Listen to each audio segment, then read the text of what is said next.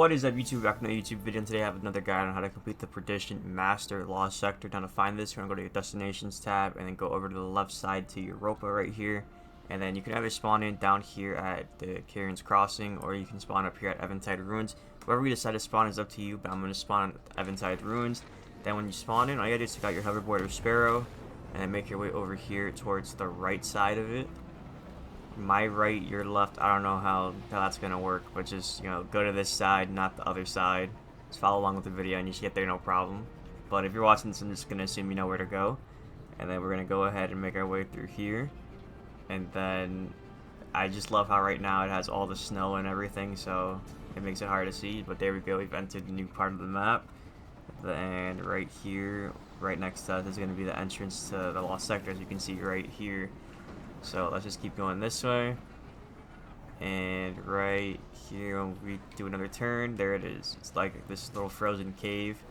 Right now there's a snowstorm, but this is like the area where there's gonna be some fallen enemies, and I'll just show you very quickly, because if you've played through the campaign, then you probably have been here a million times. But since the lighting here is terrible, you can see over here there's that fallen kind of, you know, area over here. This is like where you go for the Bray Exoscience and everything, that building, and that's where the Vex kind of little construct is. It's like literally smacked right here in the middle of both of them, or actually you can say it's right next to it. You can see the lights there. I probably should use that as an example, but just make your way over here and you can see the Lost Sector icon right there. And then let's go ahead and go over here.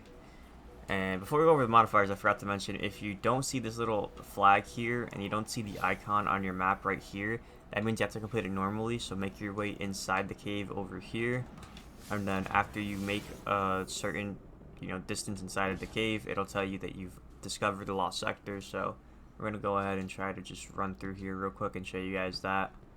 So let's just go ahead and run.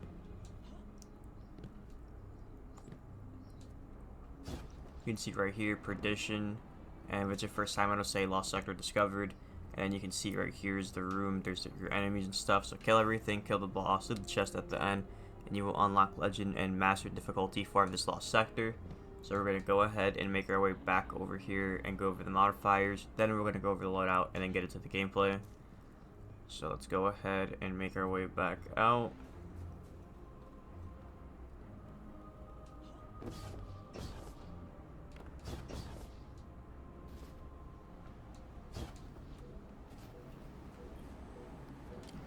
Alright, so for Master difficulty, we have shielded foes are going to face combatants with Arc and Void shields. Master modifiers are extra champions, locked loadout and extra shields, limited revives, barrier and overload champions. We have Arc threat at 25% increase to incoming Arc damage.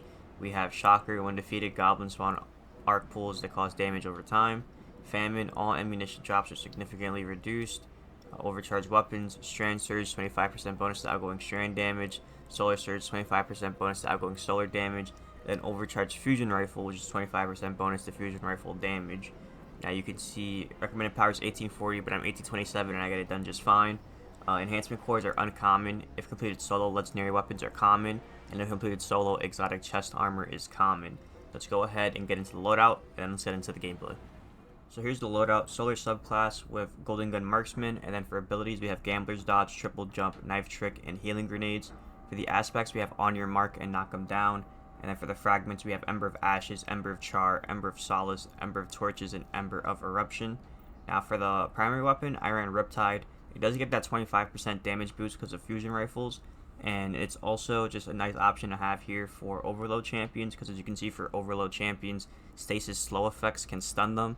And if you combine this with Chill Clip, which is direct hits with the top half of the magazine cause a detonation that slows nearby targets. The only thing about this is sometimes I feel like it works 50-50 sometimes. Maybe I just miss like half of my shot or something like that, and it doesn't fully register. But I just mainly recommend for Overload Rocket Launcher. But just know if you have a Riptide, you can use this because the damage buff as well as Chill Clip can stun Overload. So just kind of keep that in mind. But the next weapon is basically like the main weapon that I use is Polaris Lance. Now the main thing you want to do with this is just constantly hit crits if you can. I know sometimes there's a lot of flinch going on here with a lot of the enemies. A lot of the enemies, for whatever reason, in these Lost Sectors are programmed to hide behind walls, which is like the most frustrating thing ever. So Using Polar Slants can be a little annoying sometimes, but the main thing of Polar Slants is that exotic trait, the Perfect Fifth. Precision hits load an explosive round, and if you don't know, it's 4 crits, and then that 5th shot that it procs has like a, explosive round like it says. And what we're going to do is just use this for barrier champions as well as that Hydra at the start. You can shoot through the shield when you're radiant. That way we can, use the radiant barrier effects and stuff like that. So as you can see, barrier champions, solar radiant effects can break their shields. And that's really what we're going to be using here. And like I said for the Hydra at the start, you do have to hit like 3 crits first and then shoot through the shield. It doesn't let you do it off rip. So just know you have to build up your crits, and then once you see radiant on the left side of your screen, then you can shoot through the shield. And same thing for the barrier champions. You have to hit a couple crits, and then when it says you're radiant, you can go ahead and use that to break their shield. Now, another note I do want to note is you can also use Riptide if you want to break barrier shields. Just have to make sure you're radiant, because this is also a weapon that can, get radiant on it, because it doesn't have a champion mod attached to it. For example, Overload rocket launchers is what we have on our artifact, so this weapon can't break barrier shields obviously, but this one, Riptide, can get it. If you just pay attention to the bottom left side of the screen when you see the gameplay, you're going to notice that whenever I'm radiant, Riptide will have the barrier symbol, the symbol right here, and so will Polar Slant. So just kind of pay attention to that and you'll see it. But I also want to note that I have Dragonfly because I completed the catalyst on this, so that will give me, some nice little ad clear capability and stuff like that. For the heavy slot, I ran an Apex Predator. It's, in my opinion, just one of my favorite rocket launchers to use here. It's solar, so it gets damage boost, and then reconstruction on it is very useful because you get to go ahead and have 2 rockets instead of 1 ready. So if you have it, I recommend using it. If you don't have it and you have a strand rocket launcher, you can use that as well. It's going to take advantage of the damage boost, but just make sure you're using stuff that is helpful. If you don't have any solar or strand rocket launchers, you can still use arc, void, stasis, whatever. The only problem is it's not going to do that much damage, but you can still, take advantage of it to stun overloads. I think it's still worth it, but that's completely up to you when you decide to load out. Now when it comes to the armor, we got Celestial Nighthawk, the exotic helmet, and on this we have 2 solar siphon mods and hands on. Now I do want to note it's 2 harmonic siphon mods instead of just regular solar mods. So as you can see here, for solar siphon it costs 3 energy each, and harmonic siphon costs 1 energy for both of these. So we're able to still get hands on, and then we're able to get harmonic siphon, which just matches our subclass element. So when we're using our solar weapon, for example, we get kills with this is going to generate orbs, or if we decide to get kills with our rocket launcher on red health bar enemies, it can generate orbs too. I just recommend using Polar Slants, but that's kind of the thought process behind that. Now for the arms, we have Solar Loader and Heavy Handed. For the chest piece, we have 2 arc damage resistant mods and Charged Up. And then for the legs, we have Stacks on Stacks and 2 kinetic weapon surge mods. For the kinetic weapon surge mods, you can probably get away with just using 1 and then having a solar weapon surge mod. For this one, I really would have preferred, to be honest, using a solar surge mod and a kinetic one, just because the boss doesn't have a lot of health. At least, when I did it with the 2 kinetic weapon surge mods, that's probably why I just one-shot it. But there's just a lot of enemies here with the arc shields, and if you have that solar damage that increases by a little bit, it can help you get rid of them faster. But I don't know, I probably, next time I do this, I probably will just run a solar kinetic, or not a solar kinetic surge, a solar weapon surge, in order to kind of take advantage of some damage, because that also, not only does it work for your Polar Slants, but also your rocket launcher, because it'll increase damage on both. And as we know, solar damage is already increased, so you can add a little more if you do use a solar weapon surge. So that's just a little thought right there. Feel free to take it or not. For the cloak over here, we have 2 bomber mods and a time dilation mod. And then for the artifact, feel free to pause it here if you just want to copy it.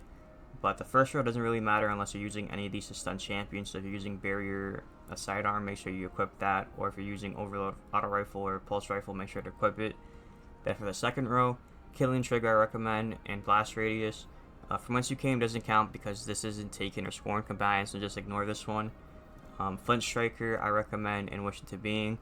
Heart of the Flame doesn't count because there's no allies with us. We're playing solo, so we're not going to be giving radiant to anybody when we pop our super, so ignore that one as well. And then Overload rocket launchers, obviously to stun overload champions. Then Raise of Precision and Solo Operative I do recommend. And just to kind of go over this real quick, you can see Raise of Precision, while Radiant, Solar Precision, Final Blows cause combatants to ignite. So that's a nice little bonus we get. but we really care about a Flint Striker, Rapid Solar Weapon Precision Hits, and Rapid Solar Weapon Final Blows grant Radiant. So it's either you hit crits or you get Rapid Solar Kills in order to proc Radiant. So it's very easy to do. You can also proc Radiant by using your melee here with the build, as you can see, for Ember of Torches. Powered melee attacks against combatants make you and nearby allies radiant. So you don't have to get a kill. All you have to do is throw your melee, and as long as it hits the enemy, you're going to get radiant every single time. So there's several ways here to get radiant, and that's what's really important for breaking those barrier shields. So now that we went over all of that, let's just get into the gameplay.